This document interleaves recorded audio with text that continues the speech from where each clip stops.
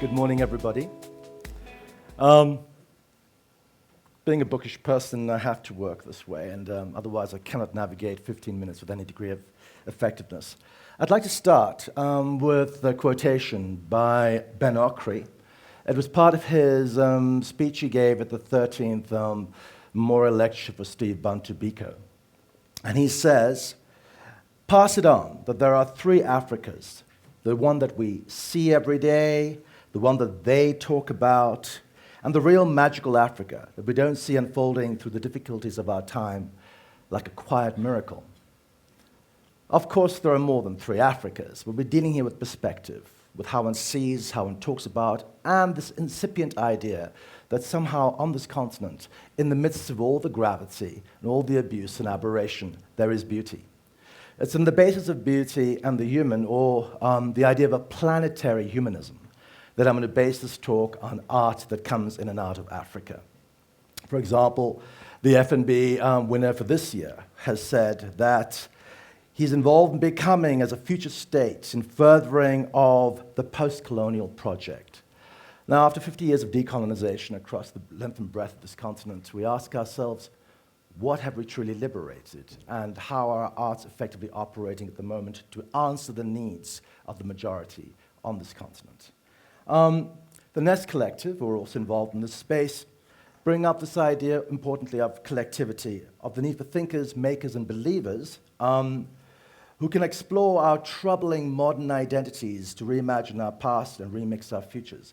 Now, troubling modern identities is what particularly concerns me, because I see, with the global growth of Neofascism, we find its manifestation in this country as well. And I see it in a new kind of extremism in this country, and I call it a new black nihilism, a new right movement, a neo-fascism, that basically forces us to think of ourselves according to pigmentation, according to gender, according to class, according to economy, and destroys the one fundamental thing that joins us, which is our humanity. And if we lose that humanity in this increasingly divisive world, then basically we have destroyed ourselves utterly and thoroughly. So keep that in mind as we move on. In terms of the bigger picture, how African is African art, how transcultural, how diasporic? Because Africa is, well, a noun, it's a portmanteau, it's an abstraction. But we insist upon it because of our knee-jerk reaction and need for essences, for quantification, for objecthood. There is no Africa, just as there is no I or you in a substantive and whole or essential sense. So therefore, we must understand the much more fluid nature of beingness, and then the constant reconstruction of the idea of Africa as something that's a verb, an adjective being an inclination, a metaphor, an equation of the unequal. It's never something that is essential. We must just scrap the idea of essentiality fundamentally if we're going to ever reach a true idea of humanity. Because essentiality is what produces divisiveness, for example, religious warfare, as one of many obvious examples of it. Now, speaking to Tati earlier on, because he was training me about how to do this sort of thing, which I don't normally do. What's your massive idea? What's your massive idea? He says, well, massive idea, whatever that is. The need to free Africa of itself is the one thing Tati suggested. To shift the stubborn notions of what we are, to remember that the continent is a big idea, a power station. Now, this is the basic premise of Lucy McGarry's curatorship of this particular event. The idea of what is an African power station. She derives it from a guy called Alexander Dorner, who came up with the term African power station. And this is a space, for example, for the manipulation and exercise of raw energy, the production of new possibilities. Now, this can sound like jingoism or a cliche, but I don't do ad speak. Trust me. I'm trying optimistically to find a way that this raw energy can actually be actualized at this historical moment in time. So here, it is actually Simone Njami who sort of picks up on this bigger idea of what this new African moment could be. And he talks about fighting against the geographic essentialisms, the development of a new transcultural, globalized African citizenship. Transcultural, globalized African citizenship. You see, it's very inclusive. And also, which rejects the barriers between those who know and those who don't. And this is a fundamental problem we have. It's tied to classism, it's tied to many kinds of economic systems, which basically, and art can be a terrifyingly and disgustingly exclusionary system. So how do we find ways to actually bring that together? And thank you for nodding over there. Makes me feel a lot calmer. So that's something we need to fight for. And now Koyo Kuyo, who's obviously, some of you might know, is one of the directors of 154, which is the big African art fair based between New York and London. 154, I always wonder, because people always say to me, there are 54 countries in Africa, and I look at the map and I count, and I'm very bad at maths. But when I do that, I always think, but what about Fook Island? Isn't that a country? You know? So, in other words, is a country something defined by matter, or to what extent is a country imaginary? It's both. And the idea of a numerical is absurd. Because, of course, we go back to the 1880s and to the Berlin Conference, when the Europeans decided to carve and dice and cut up this continent and construct these 54 spaces, which became their economic depots and their timeshares, which we still live with today. How do we move beyond that idea? It's again moving beyond the idea of the nominal. The idea of a country, a nation-state, is another stupid idea. Unfortunately, that's an Enlightenment idea.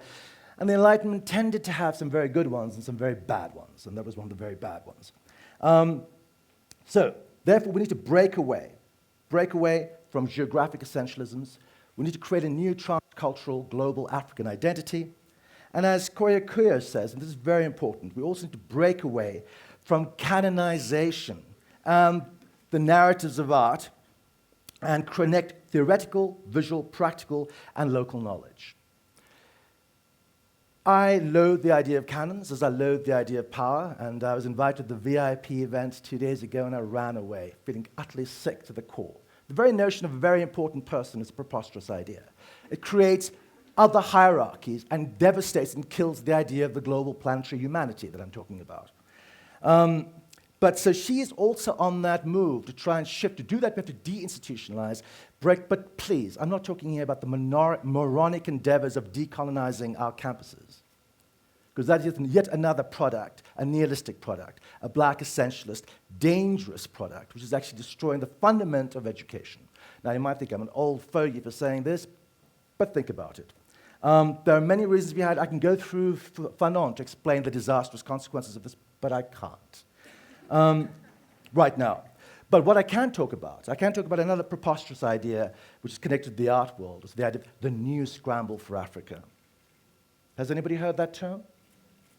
It's an utterly loathsome idea that you can turn to bring up an aberration from the 19th century, return it, and apply it to the art world and say, this is what we are doing.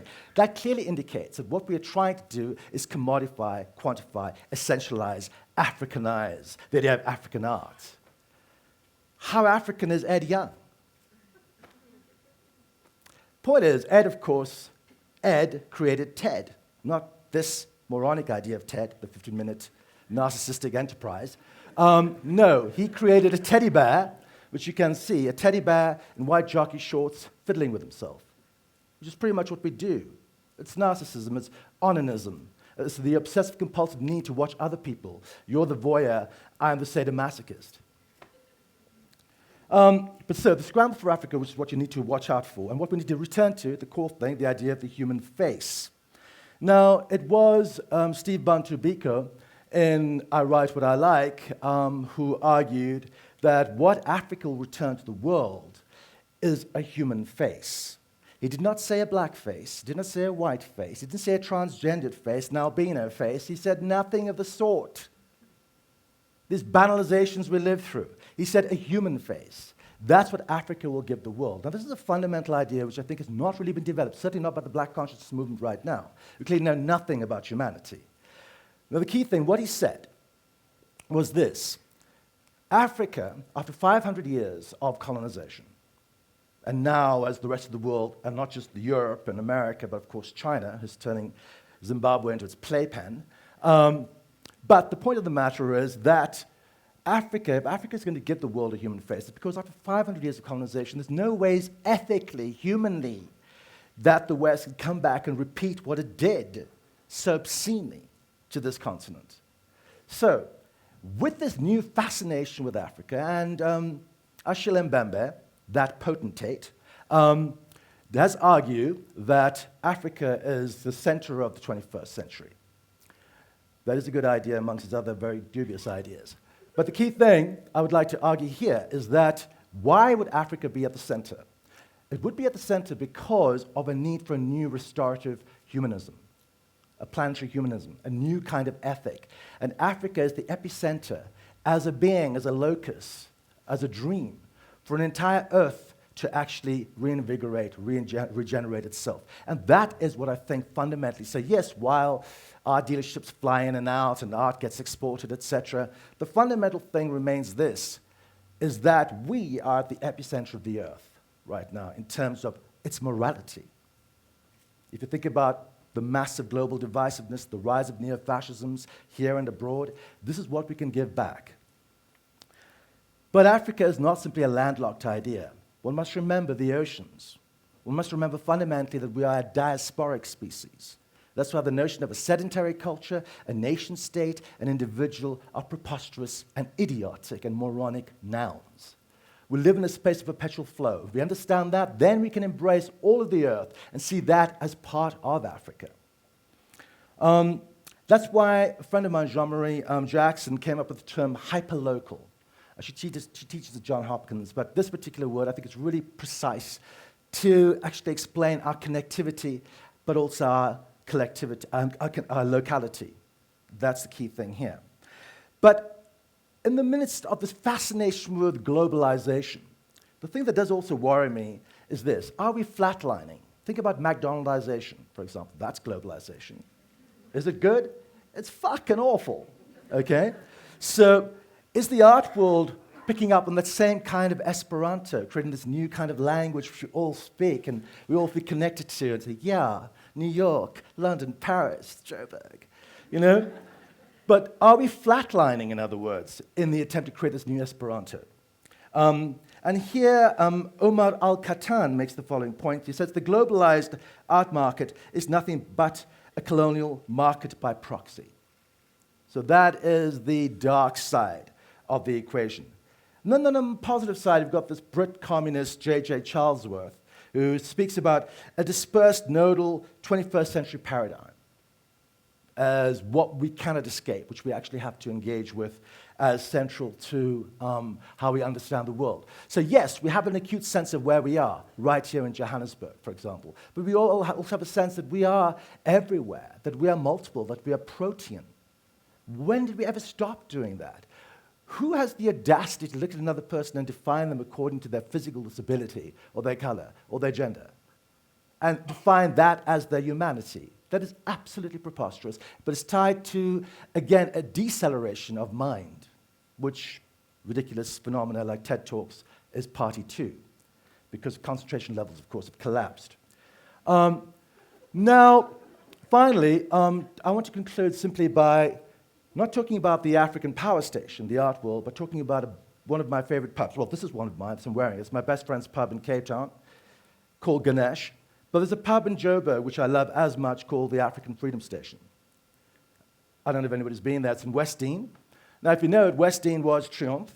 And if you remember Triumph, you'll remember Marlene van Niekerk's amazing novel about whiteness and poverty in that particular space. And prior to Triumph, of course, it was Sophiatown, which has become completely mythicized as our Harlem, as our epicenter for creativity, intellectuality, the arts generally, and the epicenter of drum. In fact, one of the sort of engine rooms of an African power station. But at the same time, of course, it wasn't just a space of creativity, it was a space that was embattled. We were always still remaining in a struggle. The key issue here is what kind of struggle are we fighting? The struggle that I want to conclude with, which is what I began with, is the struggle on behalf of humanity.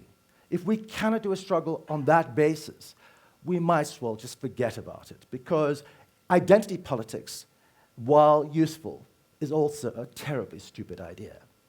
So we need to move beyond these fixities. And in the moving beyond fixities, we can then understand the importance of compassion, of an empathic revolution that can transform the way we understand each other and the way we make art.